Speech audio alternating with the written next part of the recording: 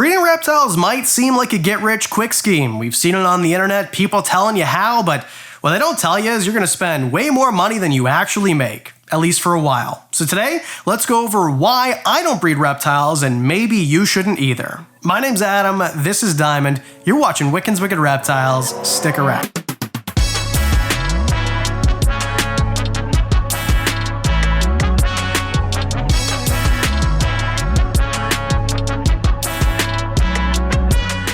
First things first, I don't believe anybody should tell you what you should or should not do. Although I use the language in the title and the intro, I'm not telling you that you shouldn't breed reptiles. I'm just telling you that you probably shouldn't breed reptiles, and I'll tell you why. Most people that breed reptiles think they're going to get rich, or at least they start with the anticipation of making money, and most of us don't for a long time for several reasons. First of all, if you're gonna get into breeding reptiles and you get two normal ball pythons, stop immediately. I'm telling you, this is a bad idea. Unless you live in a place of the world where ball pythons is a normal phase and normal morph, there is no morph at all, classic looking ball pythons, go for a couple $100 a piece, which I don't know if anywhere on the planet like this. Don't do this. You need to start with a good breeding stock, something that's going to move, and we'll get into that in a second.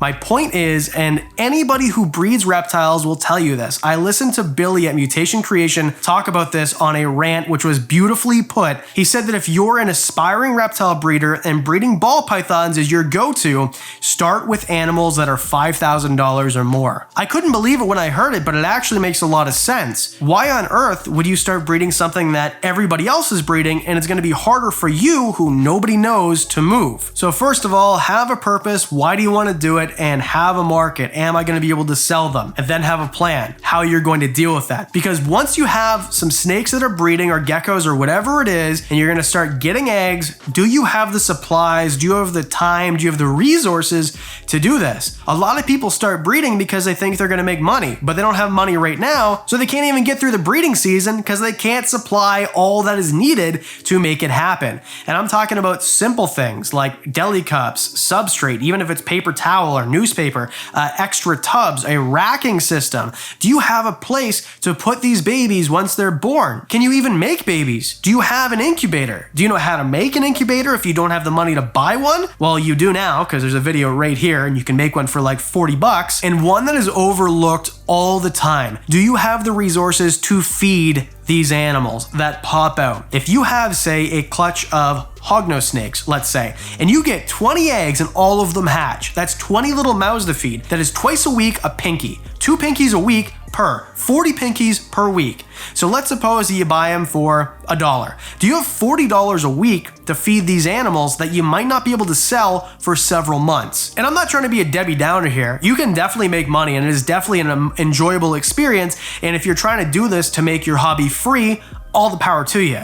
I'm just trying to point out what I see people comment to me, and I'm just in a position where people talk to me all the time just because they watch the videos and they say, hey, I never thought about this, and I never thought about this, and I want you to think about those things before you breed. So this isn't even really a you shouldn't breed, it's just you should think about these things before you do breed. And back to the food thing, you need to have food available immediately. Once you have eggs in the incubator, get food ready now. For hognose snakes, I'll use the example again. You're gonna need about 8 pinky mice per month per animal. So let's suppose that you have 10, you got a small clutch. That's 80 pinky mice, or 160 if you've got 20. If you get a bigger clutch, 160 pinky mice per month. You're likely gonna have to feed these guys I feed for about 3 months before I put them up for sale to make sure that everybody is eating and everyone has good weight and is healthy. So can you afford to do that? That's 480 pinkies before you make one sale. And even if you're paying half $1 for them, that's still over $200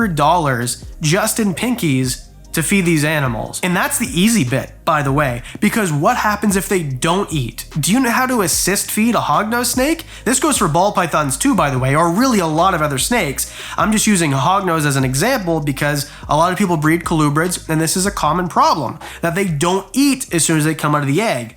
Are you prepared to maybe go to the vet? Do you have the money to go to the vet sitting there? Do you know someone who can help you assist feed? Are you willing to learn? Do you have the resources or know where to get the resources to do this? If you don't, you should. You need to. You need to be ready. And the other thing is, are you prepared to see dead animals? This is such a Debbie Downer video. This is realistic though. Oftentimes there are failure to thrives. Failure to thrive meaning the animal comes out of the egg or out of the mother if it's a boa, right? I understand that not everything comes out of the egg, and they just don't eat, or they don't do well, or they just drop dead the day after they're born, or they're born with a defect. Are you prepared to deal with dead animals? This is something that you might think, no big deal, but then you're faced with it and think, this is really crazy. In the same way that people think being a veterinary nurse or veterinary technician is playing with puppies and kitties all day, and really half your job is putting down sick animals, well, the same thing with breeding. It's not just playing with cute little snakes all day, it's problem solving and cleaning.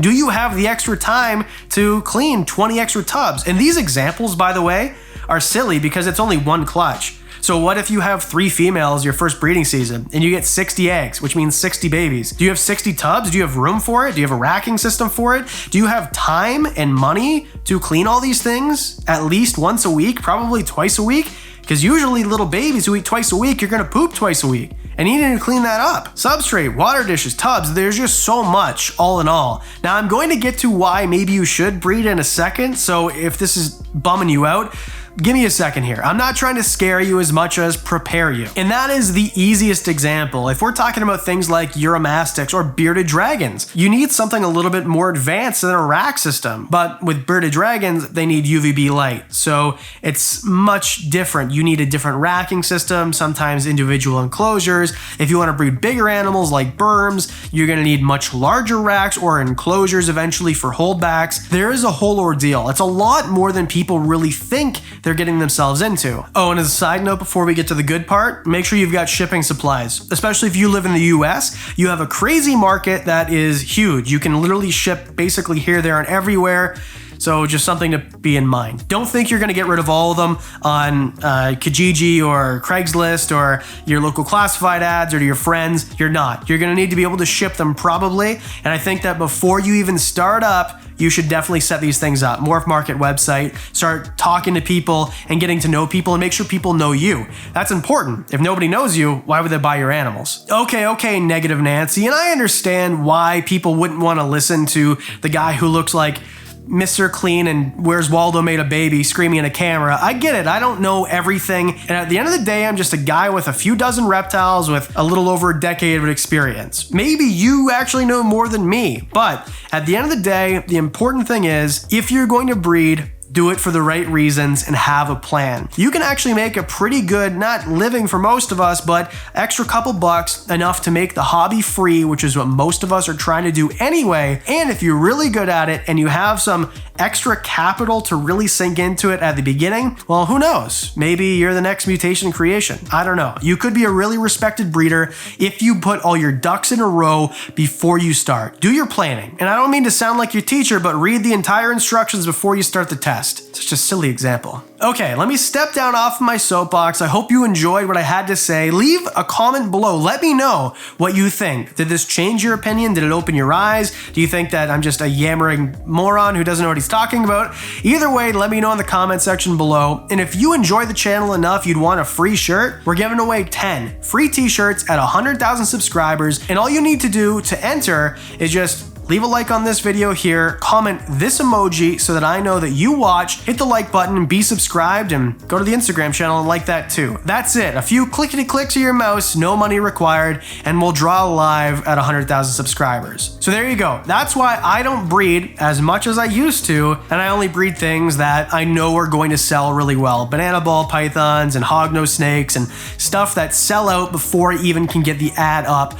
on Morph Market or the website. And if you're thinking, hey, I'd like to buy an animal from you, I appreciate you. Go to the website. It says coming soon under the available animals. I don't have any available right now. The only place that I post it is on that website, so keep your eyes peeled. We do have some clutches coming, and you'll see videos about that, so hit subscribe if you don't want to miss them. A special thank you to the Patreon supporters. You guys are freaking amazing. Thank you so much. You guys get to see videos early, extra content. I'm starting to pump out more Patreon-only videos starting next week, so if you want to be part of that, and discounts on the merch for as little as $1 a month, Patreon, link in the description. And I think I've yammered long enough. What do you think, Diamond? See you on Monday?